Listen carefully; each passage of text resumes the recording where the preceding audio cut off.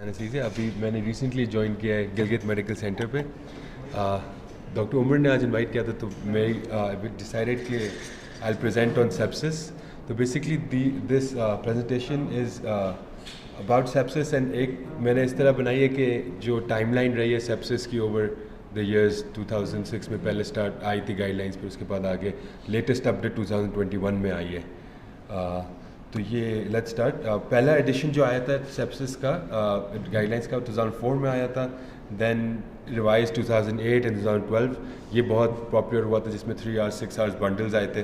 Then eventually 2016 में there was a novel change and European society of critical medicine और society of critical care medicine ने sepsis 3 guidelines निकाली थी, जिसमें बहुत सारी चीज़ें रिवाइज की थी उन्होंने regarding to identification and management of sepsis. फिर सब्सिक्वेंटली 2018 में दोबारा एक अपडेट आया था इनका एंड लेटेस्ट जो अपडेट है वो 2021 में एक और आया है विच हैज़ चेंज सर्टन छोटी मोटी चीज़ें। सो जस्ट जल्दी से वॉक थ्रू कर लेंगे। पीछे पहले क्या था, ओल्ड टर्मिनोलॉजी में सर्स होता था जिसमें वो कहते थे कि सिस्टमिक इन्फ्लेमेटरी रिस्पॉन्स जो है उसमें ये 4 चीज़ें temperature, pulse, respiratory rate and WBC होता था। इनमें से अगर कोई 2 आए तो they would label it as sepsis. And sepsis की बेसिकली डेफिनेशन थी that it is a systemic inflammatory response to infection. Severe sepsis को फिर डिफाइन करते थे कि ऑर्गन डिसफंक्शन आ जाए secondary to sepsis, like kidney injury या लंग इंजरी हो जाए, एंड शॉक था जब हाइपोटेंशन डेवलप हो जाए सेकेंडरी टू सेप्सिस, जिसकी वजह से परफ्यूजन कॉम्प्रोमाइज़ होना शुरू हो जाए। सो नाउ द 2016 में जो सेप्सिस 3 की गाइडलाइंस आई उसमें उन्होंने दे एलिमिनेटेड सर्स, उन्होंने सर्स को हटा के और फिर सेप्सिस को रीडिफाइन किया in the conference, international sepsis conference, जो सेप्सिस 3 कहा जाता है जिसको। And then they adopted certain different tools also, जिसके अंदर वो सोफा ले आए, सर्स को निकाल के SOFA sequential organ failure assessment का एक टूल होता है। So SOFA scoring basically sepsis 3 definition जो देती है वो ये दे रेकमेंड के आप there should be a change in the total SOFA score of 2 or more points from the baseline score which represents organ dysfunction. तो बेसिकली सेप्सिस 3 ने क्या किया, इन्होंने 2016 में कि एक सोफा जो sequential organ failure assessment tool है जो ICU में यूज होता है, उसको उन्होंने छोटा बेड साइड टूल बनाया उससे, जिसको कहा क्यू सोफा। सो क्यू सोफा में उन्होंने क्लिनिकल 3 पैरामीटर्स रखे, respiratory rate more than 22, altered मेंटेशन माने GCS बस 15 से कम हो, 14 हो, जो भी हो उससे नीचे, या systolic blood pressure less than 100। So they said that जिन लोगों का 2 या 3 का स्कोर आता है सोफा में, they have a very high likelihood of having sepsis. So non ICU patients with q SOFA of 2 to 3 are at increase risk of death और prolonged ICU stay. फिर अगेन 2000 ये डेवलप हो गया, लेकिन इसके बाद जब 2016 में उन्होंने ये क्राइटेरिया डेवलप किया, उसके बाद और डिलिब्रेशंस हुई और फिर लिमिटेशन सामने आई सोफ़ा की क्या है या क्यू सोफ़ा की क्या है। तो बेसिकली ये पॉपुलेशन लेवल पे एक रिसर्च टूल था, लेकिन उन्होंने इसको यूटिलाइज़ किया, change it into bed side tool कि अर्ली आइडेंटिफिकेशन हो सके सेप्सिस की। लेकिन this it's important to understand कि ये डिफाइन नहीं करता सेप्सिस को। ये एक बेसिकली क्लिनिकल एड है बेड साइड में क्विक रैपिड असेसमेंट के लिए कि किसी का अगर रेस्पिरेटरी रेट 22 से ज़्यादा है, किसी का सिस्टोलिक ब्लड प्रेशर 100 से कम है और ऑल्टर्ड मेंटेशन है, तो इनमें से 2 भी अगर कोई चीज़ आपको मिल रही है तो there should be a high suspicion of sepsis in this patient. Although at the same time जो क्लिनिकल डिटेरेशन है ना, ये अगर किसी का क्यू सोफा 2 या 3 का आ रहा है तो ये सेप्सिस के अलावा भी हो सकता है। The reason why it is important is that sepsis is a very high mortality disease. इसकी जो है ना बहुत ज़्यादा हाई मोर्टेलिटी होती है और इसमें अंदर टाइम इज़ ऑफ एसेंस। तो जितना डिले होता रहेगा डायग्नोसिस में, उतना प्रोग्नोसिस पेशेंट का ख़राब होता रहेगा। तो इसलिए उन्होंने एक क्विक असेसमेंट के लिए ये बेड साइड टूल निकाला था। इसके साथ अगर आप साथ एडिशन ऑफ लैक्टेट करें तो that helps in prediction mortality. So ये मैं सिर्फ वॉक थ्रू करूँ प्रीवियस हिस्ट्री की, अब फिर then will come to the actual जो गाइडलाइंस अभी है। अच्छा, सो अब क्या किया, 2016 में इन्होंने 3 होते थे, sepsis, severe sepsis, septic shock. 2016 में जो अपडेट आई उन्होंने eliminated severe sepsis, they only made 2 categories, जिसमें सेप्सिस का एंड सेप्टिक शॉक। एंड उसको डिफाइन इस तरह किया कि sepsis is basically a life threatening condition जिसके अंदर ऑर्गन डिसफंक्शन होता है due to a dysregulated host response to infection. So 3 aspects हो गए, एक लाइफ थ्रेटनिंग है, देयर एन और dysregulated host response secondary to an infection, and उसी की सब कैटेगरी उन्होंने सेप्टिक शॉक बनाई। जिसमें उन्होंने कहा कि it's a subset of sepsis with circulatory and cellular metabolic dysfunction, जिसके अंदर हाई रिस्क ऑफ मोर्टेलिटी हो जाता है compare to sepsis. These are the new definitions now. अच्छा, this is the pathogenesis briefly explain करने के लिए. डिसरेगुलेटेड जब होस्ट रिस्पॉन्स आता है उसकी वजह से बहुत सारे मल्टीपल मीडिएटर्स और इन्फ्लेमेशन निकलते हैं which lead to reactive oxygen species development and then they eventually lead to vasodilation capillary shock. तो इसमें जो हाइपोटेंशन मिलती है वो जनरली डिस्ट्रीब्यूटिव शॉक होती है, कुछ सिवियर वेजोडाइलेशन हो जाती है. दूसरी साइड पे जो दूसरा आर्म होता है सेप्सिस में पैथोजेनेसिस में, वो इन्फ्लेमेटरी मीडिएटर्स के साथ टिश्यू फैक्टर रिलीज होता है जो एक प्रोकोएगुलेंट स्टेट बना देता है एंड पेशेंट्स के माइक्रोवैस्कुलर थ्रोम्बोसिस डेवलप होना शुरू हो जाता है, जिसकी वजह से अगेन कैपिलरी लीक होता है और ऑर्गन परफ्यूजन कॉम्प्रोमाइज़ होना शुरू होती है.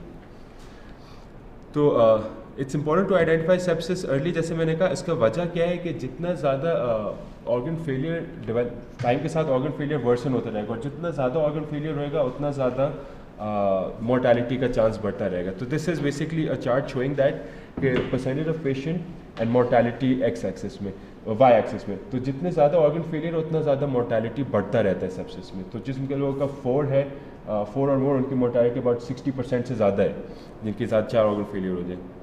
सही. एपिडेमियोलॉजी ये खैर इंसिडेंस के बारे में डिस्क्राइब है पुरानी स्लाइड्स. तो बेसिकली जो डेफिनेशन के अकॉर्डिंगली दिस शोज के increase with time there is been increase in the identification of sepsis and उसी के साथ क्योंकि आइडेंटिफाई जल्दी होना शुरू हुआ तो उसकी वजह से इंसिडेंस ऑफ मोर्टेलिटी भी कम होना शुरू हो गया. सो जो नई गाइडलाइंस थी, सॉरी ये मेरे ख्याल से खुद से थोड़ा सा मूव करना, इसको मैं होल्ड कर देता हूँ. सही. तो उसमें उन्होंने 93 रिकमेंडेशंस दी थी, जिसके अंदर I will just briefly walk through some of them, सब के थ्रू नहीं, एंड देन 2021 में जो अपडेट आई है उसके बारे में भी थोड़ा सा डिस्कस कर लेंगे. तो ये बैकग्राउंड था. अब जो 2016 और 18 की नई गाइडलाइंस हैं उसमें उनकी रिकमेंडेशंस क्या हैं. So what this is that these are best practice statements हैं कुछ, सॉरी 32 स्ट्रॉन्ग रिकमेंडेशंस हैं, 39 वीक रिकमेंडेशंस है जिसमें वो सजेशन देते हैं एंड 18 उसके अंदर बेस्ट प्रैक्टिस स्टेटमेंट्स हैं जो कि क्लिनिशियंस की हैं. सो एक चीज़ उन लोग कहते हैं कि sepsis and septic shock are medical emergencies and resuscitation should begin immediately obviously. तो फिर 2018 में देखे हम अभी तो 1 hour bundle. This is the novel जो आइडिया उन्होंने चेंज किया सेप्सिस की मैनेजमेंट, वो ये है कि वो 3 और 6 आवर्स को छोटा करके फ़ौरन 1 आवर बंडल में कर ले. इसके अंदर उन्होंने 5 स्टेप्स आइडेंटिफाई किए कि these 5 steps should be carried out in the first hour. And ये आर कहाँ से काउंट होता है? ये आर वो काउंट करते हैं जब the patient presents to the emergency. जब आप प्रेजेंट करते हैं ना, उधर से ही आपका घंटा शुरू हो जाता है.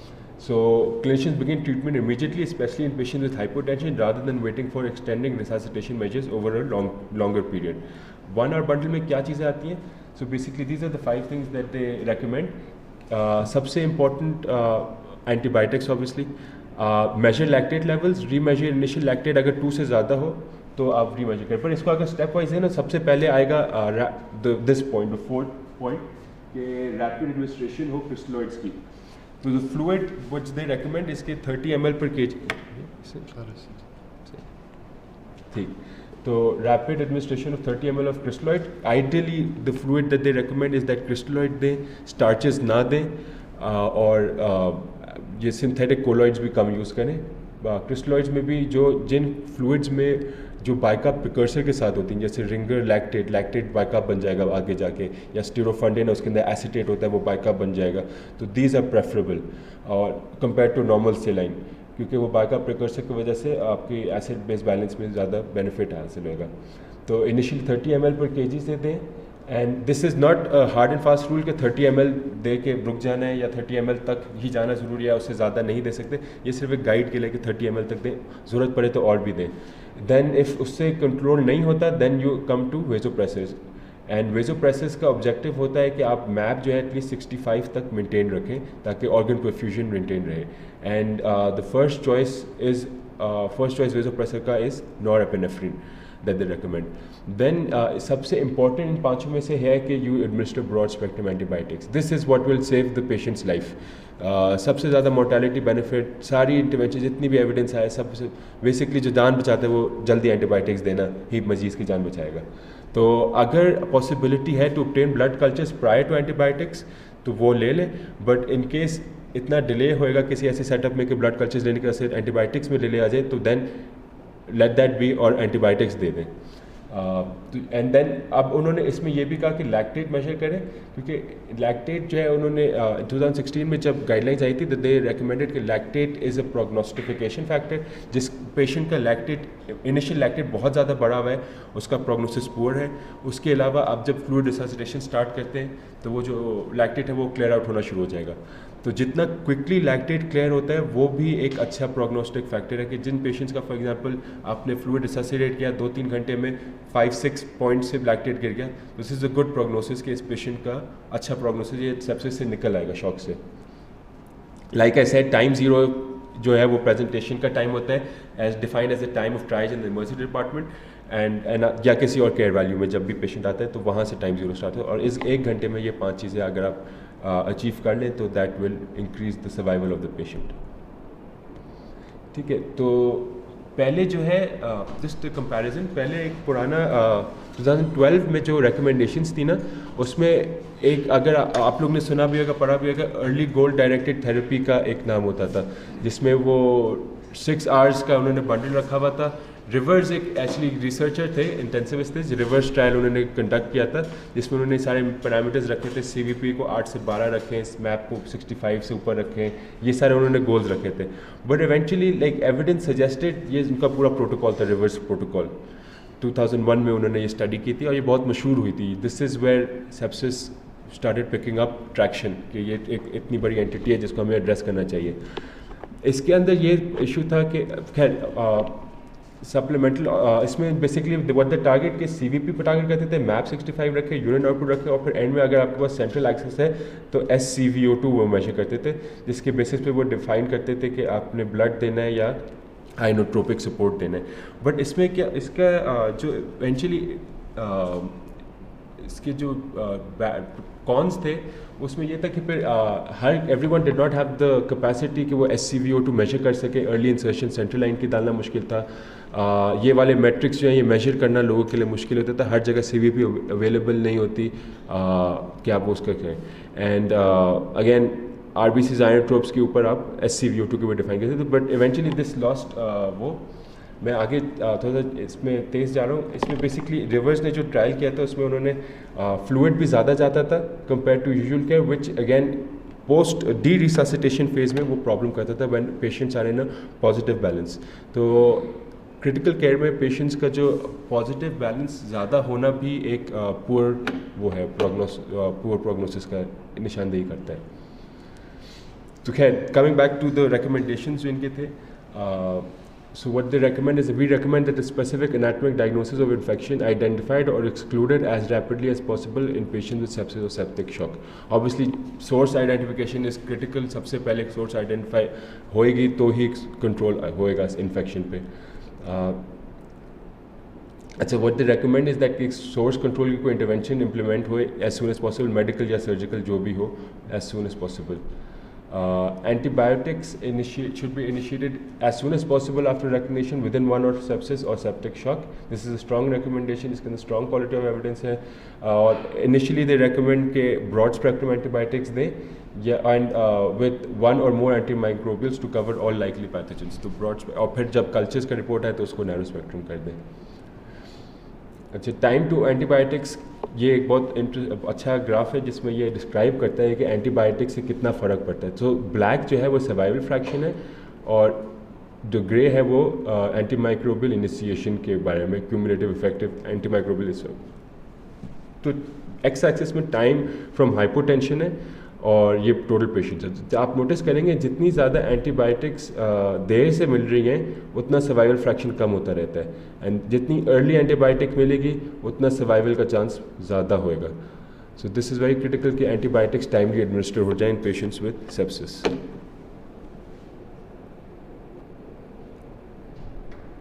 अच्छा, the other but they suggested, we suggest combination therapy not be routinely used for ongoing treatment or most other serious antibiotics के बारे में वो ये recommend करते हैं कि empirically आप start कर लें, but once you do get cultures then try to narrow down them और बहुत combination therapy पे ना रहे, कोशिश करें कि जितना ज़्यादा कम ड्रग्स एंटीबायोटिक्स देने की ज़रूरत पड़े उस पर आप पेशेंट को वो एंटीबायोटिक स्टूवर्डशिप की तरफ उनका थोड़ा सा वो बेसिकली रिकमेंडेशंस हैं कि आप एंटीबायोटिक्स की जो स्टूवर्डशिप है उसको इम्प्लीमेंट करें and as soon as you find a culture या ऑर्गेनिज्म आप नैरो डाउन करें एंड कॉम्बिनेशन थेरेपी ज़्यादा रिलाई ना करें ताकि वो रेजिस्टेंस के मुतालिक वो चाहते हैं कि रेजिस्टेंस कम से कम डेवलप हो. अच्छा, we recommend against combination therapy for the treatment of neutropenic sepsis and bacteremia, इनके लिए भी.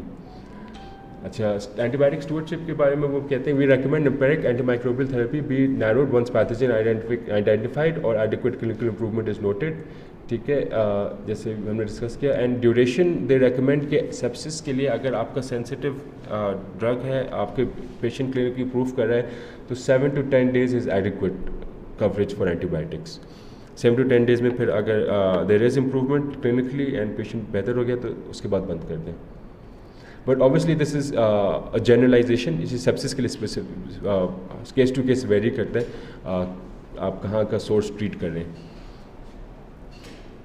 And they also recommend daily assessment for D escalation of antibiotics. इसके साथ साथ एक चीज़ आई डोंट नो हमारे यहाँ गिलगित में तो नहीं, यहाँ है प्रोकैल्सिटोनिन का टेस्ट अवेलेबल.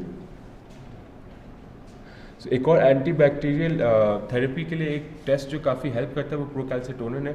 उसमें बेसिकली दिस फॉलिकुलर सेल से रिलीज होता है रिस्पॉन्स टू बैक्टीरियल इन्फेक्शन.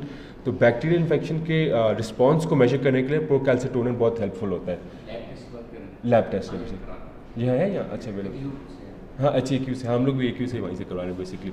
तो एंटीबायोटिक की जो स्टूवर्डशिप है ना उसमें प्रोकैल्सिटोनिन का काफ़ी रोल आता है because it helps you to de escalate therapy. वो आपको रिस्पॉन्स टू थेरेपी बहुत अच्छा बताता है compare to other inflammatory markers CRP और ये जो सारे ESR ये रिस्पॉन्स टू थेरेपी इतने अच्छा नहीं बताते. But for bacterial infections procalcitonin is very reliable. तो अगर प्रोकैल्सिटोनिन आपका गिर रहा है तो you can be very sure कि आपकी बैक्टीरियल इन्फेक्शन भी सप्रेस हो रहा है, रिजॉल्व हो रहा है और उसके अकॉर्डिंगली अपनी एंटीबायोटिक्स आप डी एस्केलेट कर सकते हैं. सही, ठीक. अच्छा, सही. ओके. तो कोविड में भी यही इशू था ना, कोविड में सुपर इम्पोज बैक्टीरियल इन्फेक्शंस काफ़ी हो जाते थे लोगों को, तो वो प्रोकैल्सिटोनिन से ही डिफ्रेंशिएट करते थे. अच्छा, बिल्कुल बिल्कुल.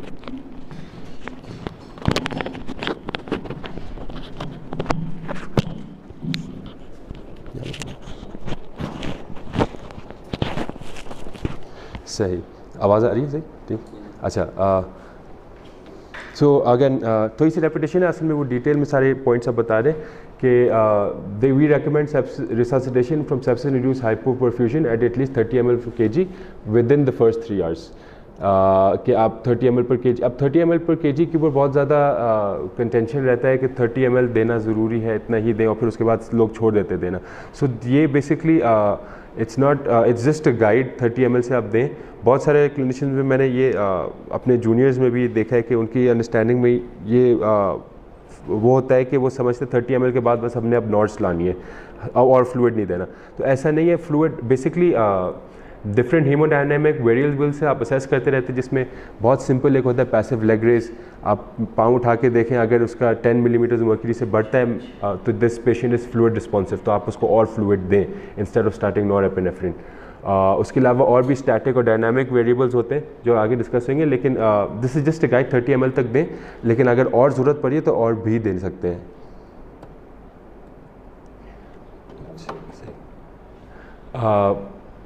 So basically what this says that we recommend that additional fluids be guided by frequent assessment of hemodynamic status.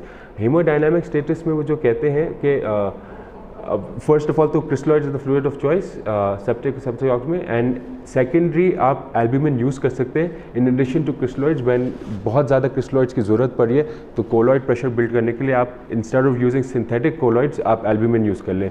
हमारे यहाँ थोड़ा सा इसकी ऑब्वियसली इन लोग के कंट्रीज़ में they don't have that many limitations. Albumin एक बहुत एक्सपेंसिव वो होता है, तो देना थोड़ा सा एक लिमिटेशन ये होती है कि इसकी एक बॉटल भी 100 ml की 18,000 रुपये की होती है, तो वो हर वक्त आप यूज़ नहीं कर सकते। तो देन ऑब्वियसली लिमिटेशंस के अकॉर्डिंगली आप फिर सिंथेटिक कोलॉइड्स यूज़ कर लें, या ब्लड अगर दे सकते हैं तो ब्लड दे दें। बट व्हाट दे रेकमेंड इसके क्रिस्टलोइड्स के बाद आप एल्ब्यूमिन यूज़ करें। अच्छा, they recommend to target a mean MAP of 65 mean arterial pressure in patient with septic shock requiring vasopressors. इसमें दूसरी बात ये भी है कि सम क्लिनिशियंस आल्सो रेकमेंड कि अगर हाइपरटेंसिव पेशेंट्स हैं जिनके अनकंट्रोल्ड है, क्योंकि उनकी ऑटो रेगुलेशन ऊपर मैप पे सेट हुई हुई होती है, तो आप उनके लिए थोड़ा सा हायर 70 तक का मैप टारगेट करें, जो क्रॉनिक हाइपरटेंसिव या अनकंट्रोल्ड है उनके, ताकि उनकी परफ्यूजन मेंटेन रहे उसमें। वेजो एक्टिव ड्रग्स में norepinephrine is the first choice use होना चाहिए, बिकॉज इसकी जो पैथोफिजियोलॉजी हमने डिस्कस की, बेसिकली डिस्ट्रीब्यूटिव शॉक होता है, वेजो डायलेशन करता है। तो आपको आइनोट्रोपी की ज़रूरत नहीं है, आपको चाहिए कि आप वेसल्स के कैलिबर को कम करें। जिस नॉरएपिनेफ्रिन उसके लिए बहुत इफेक्टिव है, वो वेजो कंस्ट्रक्शन कराएगा। The second choice after that is vasopressin. ये सिंथेटिक बेसिकली वेजोप्रेसिन डेवलप हुआ है, जिसकी सिर्फ 2 डोजेज होती हैं, 0.02 यूनिट्स पर मिनट और या 0.04 पे, और उसके बाद वो बस ऑफ हो जाता है। वो टाइट्रेट नहीं होता टू लाइक kg पर मिनट से नहीं होता। तो इससे फ़ायदा ये होता है कि, and this is second choice, it should be used instead of dopamine या एपिनेफ्रिन की जगह आप वेजोप्रेसिन यूज़ करें। एक तो ये मैप का टारगेट जल्दी अचीव हो जाता है, और नॉरएपिनेफ्रिन की डोजेज भी ज़रूर कम हो जाती है इसकी वजह से रिक्वायरमेंट्स। अच्छा, अगर शॉक रिजॉल्व नहीं हो रहा है तो we recommend further haemodynamic assessment such as assessing cardiac function if the clinical examination does not lead to clear diagnosis. For example sepsis की वजह से इटसेल्फ मायोकार्डियल डिप्रेशन काफ़ी होती है, and a lot of patients can develop cardiomyopathy because of sepsis. तो अगर किसी का शॉक रिजॉल्व नहीं हो रहा, आपने फ्लूइड भी दे दिया, आपने नॉर भी दे दी, वेजोप्रेसिन भी स्टार्ट कर दी, एसिड बेस बैलेंस भी सही है, लेकिन शॉक में वो पेशेंट है फिर भी, तो आप कंसिडर करें उसका एको करवाएं, क्योंकि बहुत दफ़ा सेप्सिस इंड्यूस्ड मायोकार्डियोपैथी भी डेवलप हो जाती है, and this is more common in young patients. Young patients में मायोपैथी होने का चांस ज़्यादा होता है। अच्छा, this is the other point जो मैं आ रहा था, फ्लूइड रिससिटेशन जब करते हैं तो अब दे रेकमेंड के डायनामिक वेरिएबल्स आप यूज़ करें कंपेयर टू स्टैटिक वेरिएबल्स। अब स्टैटिक वेरिएबल्स बेसिकली होते हैं वो वाले वेरिएबल्स जो आपको एक पॉइंट में एक चीज़ बता देंगे। फॉर एग्जांपल आप ब्लड प्रेशर चेक करते हैं NIBP से, तो मैप आ गया, that is a static variable. On the for example CVP आपने चेक की, विद स्टैटिक वेरिएबल है। डायनामिक वेरिएबल है कि आपका जो इंटरवेंशन है उसके रिस्पॉन्स पे वो डायनामिकली आपको दिखाता रहता है। तो इसमें आ जाते हैं basically pulse pressure variation, systolic pressure variations, जो इसके लिए आपको एक आर्टीरियल लाइन चाहिए होती है।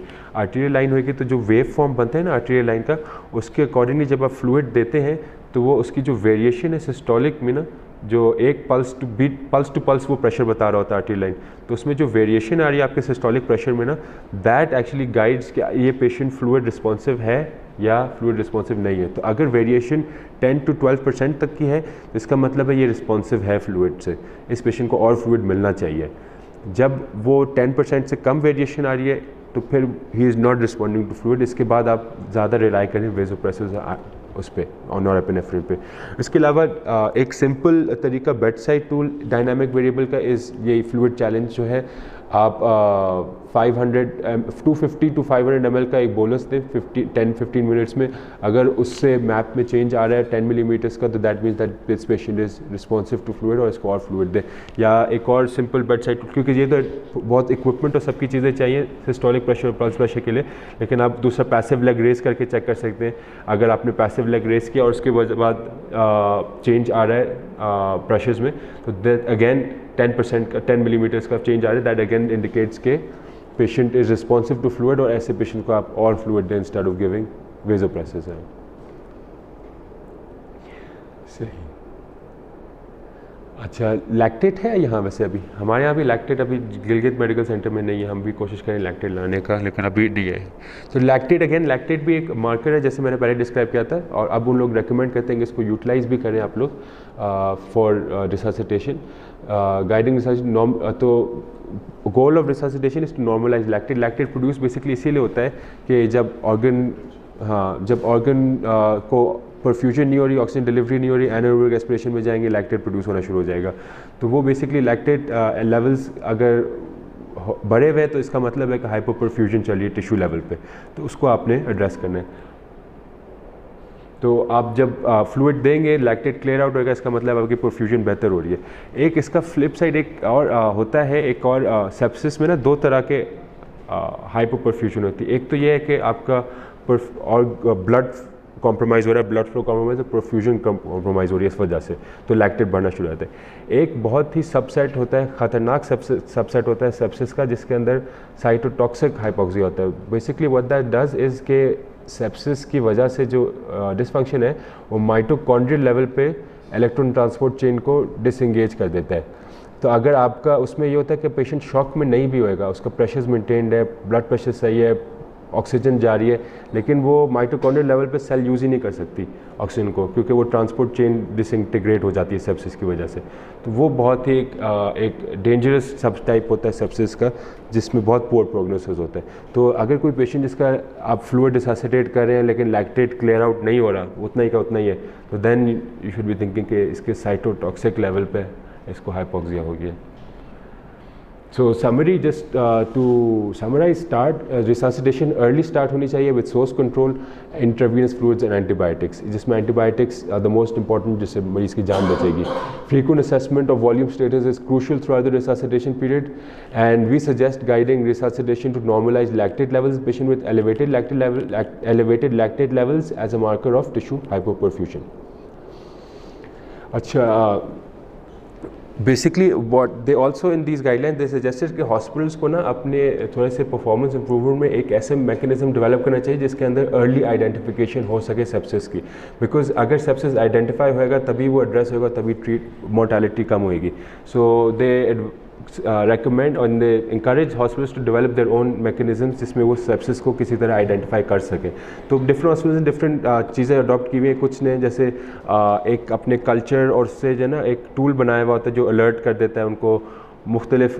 कुछ लोगों ने राउंड टीम्स बनाई हुई है, सेप्सिस टीम्स बनाई हुई होती हैं जो राउंड करते हैं और पेशेंट्स को देखते हैं कि कोई सेप्सिस में बेसिकली वो अर्ली वार्निंग साइंस का स्कोरिंग डेवलप किया हुआ था उन्होंने, म्यू स्कोरिंग, और फिर वो उसकी बेसिस पे राउंड होती है सेप्सिस टीम्स के जो कि आइडेंटिफाई करते हैं कि कोई एट रिस्क है पेशेंट या नहीं।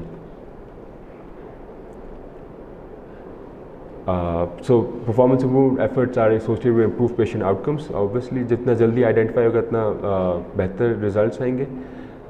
सो what there is a study 50 observational studies का एक मेटा एनालिसिस के अंदर उन्होंने कहा कि performance improvement programs were associated with a significant increase in compliance with SSC bundles and a reduction in mortality. अच्छा, डायग्नोसिस के लिए they recommend appropriate cultures including blood and cultures जो है ना वो दो होने चाहिए, एरोबिक और एनारोबिक, तो दो सेट्स ऑफ ब्लड कल्चर्स लेने चाहिए। एक पेरिफेरल लाइन से वैसे जस्ट टू अब कब तक होता है ये सेशन टाइम क्योंकि थोड़ी सी चलते रहे, सही है क्योंकि इसमें न्यूट्रिशन और सब भी आता है। तो इफ़ यू हैव टाइम तो आई गो थ्रू दैट, वरना अगर इफ़ इट्स गेटिंग लेट तो आप मुझे बता देगा, मैं रुक जाऊँगा। आई समराइज। अच्छा, सो अप्रोप्रिएट ब्लड कल्चर्स इंक्लूड्स कि आप दो सेट लें ब्लड कल्चर्स के, तो डिफरेंट साइट से लें, या अगर सेंट्रल लाइन लेंगे सेंट्रल लाइन से और एक पेरिफेरल लाइन से, और एक एरोबिक के लिए और एक एनारोबिक के लिए ब्लड कल्चर जाना चाहिए। स्टेरॉइड्स का जो है बहुत ही लंबा ताल्लुक रहा है सेप्सिस के साथ। सेप्स को अभी कहते थे स्टेरॉइड्स देना चाहिए, फिर कह रहे नहीं देना चाहिए, तो ये is always confusion. Now what they say we suggest using IV hydrocortisone to treat septic shock patients if adequate fluid resuscitation and vasopressor therapy are unable to restore hemodynamic instability actually यहाँ तक। Sorry for that. Basically what they suggest is कि अगर आपने fluid resuscitate किया, nor start कर दी है और वेजोप्रेसन start कर दिया, तो कोई भी पेशेंट अगर डुअल सपोर्ट पे आ गया तो उसको तो आपने लाजमी हाइड्रोकॉर्ट देनी है, क्योंकि होता ये है कि ये दीज कॉर्टिसोल के परमिसिव इफेक्ट होता है कॉर्टिसोल का। अगर कॉर्टिसोल होएगा तो नॉर और ये सब काम करेंगे, आइनोट्रोप्सोल, वेजोप्रेसर, कॉर्टिसोल। एंड सेप्सिस में ये होता है कि एड्रीनल सप्रेशन हो जाती है, एड्रीनल ग्लैंड्स की ना वो प्रोडक्शन कॉर्टिसोल की सप्रेस होना शुरू हो जाती है, बिकॉज वो इतने ज़्यादा हाई सिंपैथेटिक आउटपुट में होते हैं कि वो इवेंचुअली बर्न आउट हो जाते हैं। तो देन दे सजेस्ट कि अगर कोई ऐसा पेशेंट है जो शॉक में है और उसको वेजोप्रेसर सपोर्ट चाहिए, तो ऐसे पेशेंट्स को आप हाइड्रोकॉर्ट भी दें। जो हाइड्रोकॉर्ट की डोज वो रेकमेंड करते हैं वो 200 mg पर डे कहते हैं, जिसको आप 3 डिवाइडेड डोजेज में दे दें या 4 डिवाइडेड डोजेज में दे दें। लेकिन अगर कोई रिफ्रैक्टरी शॉक में है और 2 आइनोट्रोप्स 2 वेजोप्रेसर से चल रहे हैं तो डू यूज़ हाइड्रोकॉर्टिसोन। अच्छा, steroids in sepsis, a tale as old as time, बहुत पुरानी कहानी चल रही है सेप्सिस स्टेरॉइड्स की। शुरू में 1987 में उन्होंने कहा हाई डोज मिथाइलप्रेड जो है वो उसका कोई मोर्टालिटी बेनिफिट नहीं था। फिर 2002 में जामा में पब्लिश हुआ, दे said that it does benefit patients जिनके अंदर इनएडिक्वेट एड्रीनल रिजर्व है। फिर 2008 में कॉर्टिकस ट्रायल हुआ NEJM में, उसमें भी दे सेड कि नहीं, हाइड्रोस्टेरॉइड नहीं यूज़ करना चाहिए क्योंकि सुपरपोज इन्फेक्शंस का चांस बढ़ जाता है। देन 2016 में जो सर्वाइवल सेक्सेस में दे सेट के आप कंसिडर करें, क्लिनिकल टू कंडीशन वेरी करता है, but do consider giving hydrocort in patient जिनको सेप्टिक शॉक है, जैसे हमने अभी डिस्कस किया, और उनको यूज़ ऑफ वेसोप्रेसर्स हो रहा है जिसके बाद भी अचीव नहीं हुई स्टेबिलिटी। फिर ये एक और ट्रायल था ड्रीनल ट्रायल, जिसके अंदर बहुत बड़े RCT बहुत सारे पेशेंट्स पे आता है। इसमें उन्होंने हाइड्रोकॉर्ट यूज़ किया था 200 mg कंटिन्यूस इन्फ्यूजन के तौर पे for 7 days, and and point देखा था उन्होंने 90 day मोर्टालिटी। इसमें कंक्लूड होने कि among patients septic shock undergoing mechanical ventilation and continuous infusion of hydrocort did not result in lower 90 day mortality than placebo. तो 2018 में फिर उन्होंने कहा कि स्टेरॉइड्स का कोई खास रोल नहीं है mortality. Then they come to another इट्सी एड्रीनल ट्रायल में, लेकिन एक और बात जो निकली वो ये थी कि प्राइमरी एंड पॉइंट तो उनका 90 day मोर्टालिटी जिसमें कोई फ़र्क नहीं पड़ा स्टेरॉइड का, लेकिन जो सेकेंडरी उन्होंने एंड पॉइंट्स देखे ना उसमें स्टेरॉइड का रोल था, जिसमें क्या थे कि सेकेंडरी आउटकम्स क्या इंप्रूव किया स्टेरॉइड ने कि शॉक का रिवर्सल जल्दी हो जाता है। कोई पेशेंट आपके पास सेप्टिक शॉक में आया, आप उसको हाइड्रोकॉर्ट देते हैं तो उसका ड्यूरेशन ऑफ हाइपोटेंशन और शॉक का जो पीरियड है वो कम हो जाता था। दूसरा, वेंटिलेटर फ्री डेज बढ़ जाते थे, ऐसे मरीज़ के वेंटिलेटर से ऑफ जल्दी हो जाते थे जिनको आप स्टेरॉइड से देते थे। ICU लेंथ ऑफ स्टे कम हो जाता था और ट्रांसफ्यूजन की रिक्वायरमेंट भी कम हो जाती थी, ब्लड ट्रांसफ्यूजन की। ऑल्दो मोर्टालिटी में कोई फ़र्क नहीं पड़ा स्टेरॉइड से, लेकिन ये सेकेंडरी जो पॉइंट्स है दे ऑल्सो हैव वैल्यू और इसमें फ़र्क पड़ रहा था हाइड्रोकॉर्ट से। तो फिर एक और ट्रायल अगेन आया low dose corticosteroids for adult patient with septic shock. इसमें सिस्टमैटिक रिव्यू था ये इन अडल्ट्स। उसमें कंक्लूड उन्होंने ये किया कि in adults with septic shock treated with low dose corticosteroid short and long term mortality are unaffected, adverse events increase, but ये 3 चीज़ों में फ़ायदा होता है जो है duration of shock, mechanical ventilation, ICU stay कम हो जाता है। तो obviously decision at the end of the day वो बेड साइड क्लिनिशियन के ऊपर ही है कि स्टेरॉइड यूज़ करना चाहते हैं या नहीं चाहते, लेकिन there is a role of steroid, it's not like एकदम उसका सिर्फ नुकसान है। So even if there is no mortality benefit, secondary outcomes में जो इम्प्रूवमेंट है they make me meaningful, and there is actually evidence of harm, but इतना it's not pervasive कि सबको ये हार्म होता है, ऐसा नहीं। सो मैं इस तरह देखता हूँ इसको कि अगर खुदा ना खास्ता मैं कभी सेप्टिक शॉक में हूँ तो मैं would you like to get steroids, I definitely would go for steroids, Allah ना करे कभी ऐसे मौका है कर। तो सही, mechanical ventilation should we touch this या इसको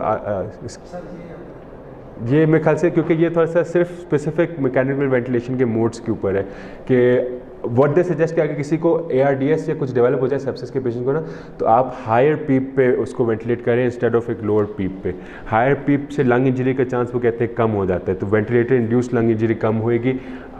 उसमें आर्ज नेट का पूरा क्राइटेरिया है जो इन्होंने भी फिर अडॉप्ट किया। उन्होंने कहा कि आप प्लेटो प्रेशर 30 ml पर kg से 30 सेंटीमीटर वाटर से कम रखें, पीप हाई रखें, ड्राइविंग प्रेशर 15 से कम रखें, ये सारी चीज़ें, और जितना लो FiO2 पे आप वेंटिलेट कर सकते हैं। सही, तो अगेन ARDS से रिलेटेड है, अगर सेप्सिस में किसी को ARDS डेवलप हो जाए तो we recommend using prone over supine position in adults patient with sepsis induced ARDS जिनका PF रेशियो 150 से कम हो जाए। And we recommend against use of high flow oxygen oscillatory ventilation जो बच्चों में यूज़ की जाती है, लेकिन वो इसके अगेंस्ट बात अब कहते हैं, इसको नहीं रेकमेंड करते। And we recommend against the use of beta-2 agonist for the treatment of sepsis-induced ARDS without bronchospasm। अगर bronchospasm नहीं है किसी पेशेंट को तो आप bronchodilators ना यूज़ करें, क्योंकि उससे भी sympathetic stimulation ज़्यादा बढ़ती है उन लोग के पेशेंट्स की। अगेन टाइडल वॉल्यूम्स भी वो मैकेनिकल वेंटिलेशन में दे सजेस्ट कि लोअर टाइडल वॉल्यूम्स यूज़ करें compare to higher tidal volumes, क्योंकि हायर टाइडल वॉल्यूम्स में लंग इंजरी का चांस बढ़ जाता है। ग्लूकोज कंट्रोल के लिए कहते हैं कि commence insulin dosing when 2 conservative blood sugars are more than 180। पहले प्रीवियसली इसके ऊपर भी बहुत एक deliberations हुई हैं। बीच में बहुत tight control of glucose recommend होना शुरू हो गया था कि आप 120 to 180 के अंदर टाइटली कंट्रोल रखें ग्लूकोज, बट उसके वजह से जो है ना बहुत एडवर्स इवेंट्स की इंसिडेंस बढ़ गया, स्पेशली हाइपोग्लाइसीमिया के वजह से लोगों के प्रोग्नोसिस ख़राब होने शुरू हो गए। तो now they have a more relaxed वो टूल, उसमें कहते हैं कि 180 से ऊपर 180 टारगेट करें, अगर 2 रीडिंग्स 180 के ज़्यादा आती हैं तो फिर आप इंसुलिन स्टार्ट करें। अब अप्रोच है कि target upper glucose level less than equal to 180। ठीक है, सो अब वो रेकमेंड करते हैं कि हर 1 से 2 घंटे में आप ग्लूकोज वैल्यूज़ मेजर करें जब तक कि इंसुलिन इन्फ्यूजन और उसके जो रेट्स हैं वो स्टेबल हो जाए, और फिर उसके बाद हर 4 घंटे से आप मेजर करें। और basically what this is that जो टेस्ट करें ना वो पॉइंट ऑफ केयर रेकमेंडेड तो ये है कि आर्टीरियल सैंपल लिया जाए, बिकॉज आर्टीरियल सैंपल ज़्यादा एक्यूरेट होता है इंस्टेड ऑफ द प्रिक जो हम लोग अमूमन पॉइंट ऑफ केयर करते हैं। We suggest the use of arterial blood rather than complete blood for point of care testing using glucose meters if patients have arterial catheters. So that is a more reliable वो। Renal replacement therapy इसको आगे जाते हैं nutrition में। अच्छा, they recommend कि आप early parental nutrition को अवॉइड करें। पैरेंटल न्यूट्रिशन के अपने जो आईवी टीपीएन या कुछ दे देंगे उससे बहुत ज़्यादा नुकसान है, तो ideally try to adopt enteral nutrition अगर गट सही है, और अगर देने की ज़रूरत है तो फिर कॉम्बिनेशन में दें पैरेंटल एंड एंटेरल।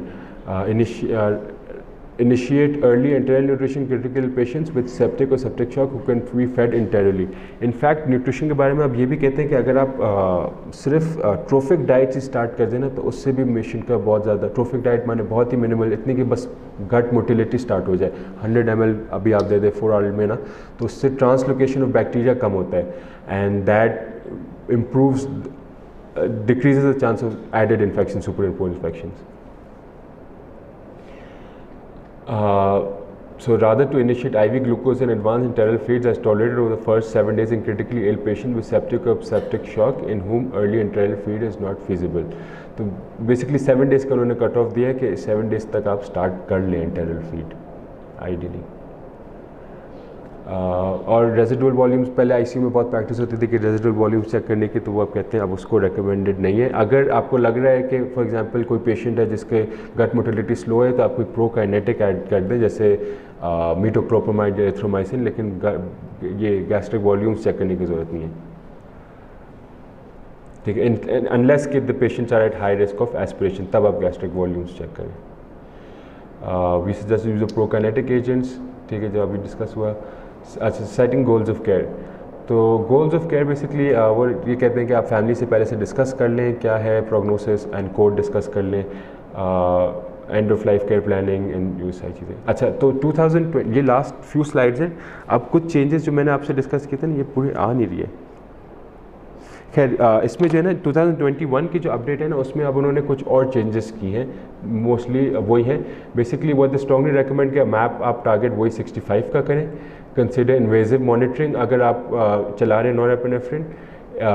अगर आपके पास सेंट्रल एक्सेस नहीं है, सो प्रीवियसली दे यूज्ड टू से कि आप सिर्फ 6 घंटे के लिए पेरिफेरल लाइन से नॉट चलाएं, लेकिन अब दे से कि अगर आपके पास सेंट्रल लाइन नहीं है तो start norepinephrine peripherally and try to get access central line access as soon as possible, but peripheral line आप चलाते रहें, एटलीस्ट जितनी भी देर चलाने की जरूरत है आप चला लें। डाइल्यूटेड होता है वो, इतना प्रॉब्लम नहीं करता। अगर वो नहीं हो रहा तो फिर वेज़ोप्रेसिन ऐड कर दें, एंड अगर डिस्फंक्शन है तो फिर ऐड डोब्यूटामिन। अगर एको में आपको कार्डियक डिस्फंक्शन मिला है तो फिर ऐड डोब्यूटामिन। बट इसमें जो चेंज है वो ये है कि वो आप पेरिफेरली 6 घंटे से ज़्यादा भी चलाते हैं, कोई मसला नहीं है norepinephrine, but with the objective कि जितनी जल्दी सेंट्रल लाइन एक्सेस आपको मिल जाए। नहीं, आर्टीरियल लाइन तो आप ब्लड प्रेशर मेजर करने के लिए लेते हैं, हाँ इन्वेजिव मॉनिटरिंग के लिए एग्जैक्टली वो रेकमेंड करते हैं। और दूसरा सेंट्रल लाइन आप अगर नॉरएपिनेफ्रिन चलाने की ज़रूरत पड़ रही है तो आइडियली उसको सेंट्रल लाइन से चलाना चाहिए, क्योंकि वो कॉन्सेंट्रेटेड होती है और वो इस्कीमिया करा सकती है डिजिट्स और एंड में।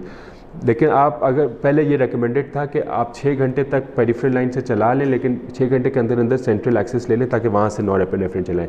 नाउ अब ऑब्वियसली हर जगह वो फैसिलिटी अवेलेबल नहीं होती, उनको भी ये रियलाइज़ हुई बात, तो नाउ दे रिकमेंड कि आप पेरिफेरल लाइन से स्टार्ट करें नॉर और चलाते रहें उसे विद द इंटेंशन कि जितनी जल्दी आप सेंट्रल एक्सेस ले सकते हैं आप स्विच कर देंगे उस पर, तो वो 6 घंटे का कोई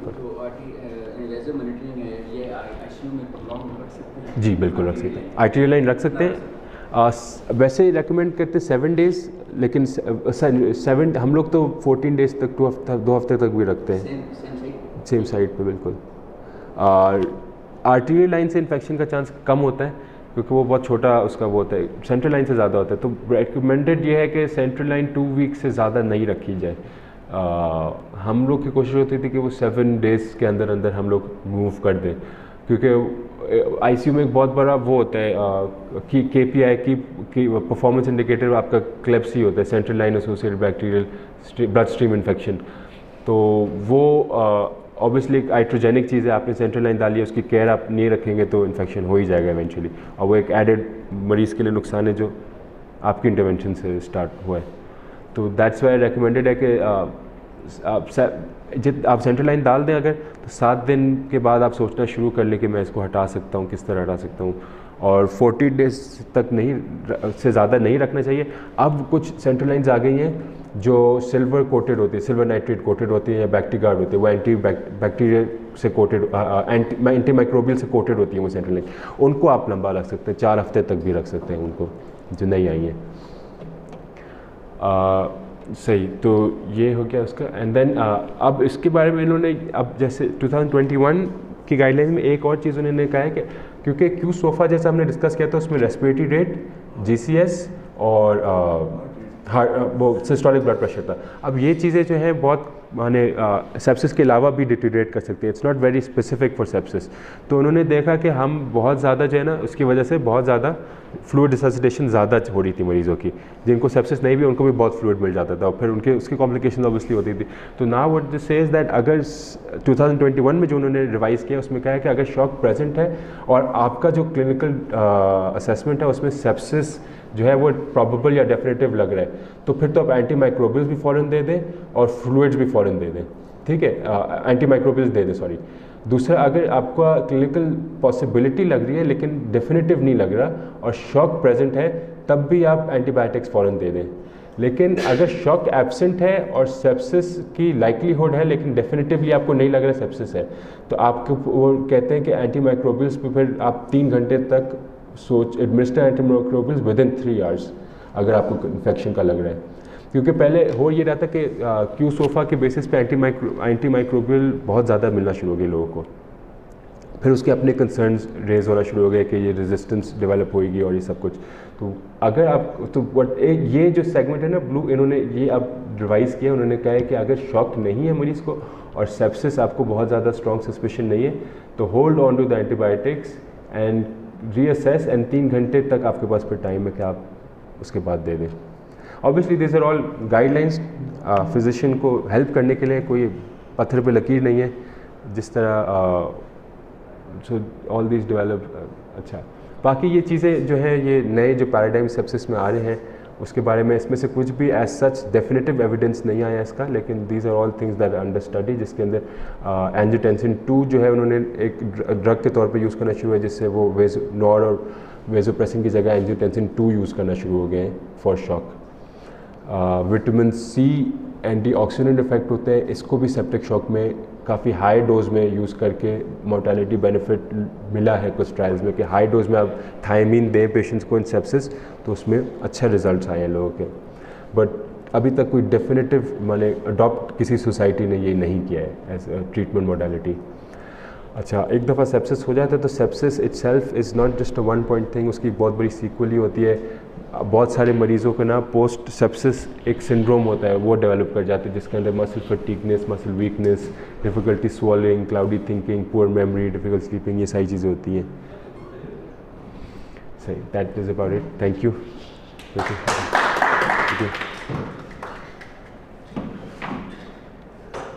कोई सवाल आप लोगों को पूछें?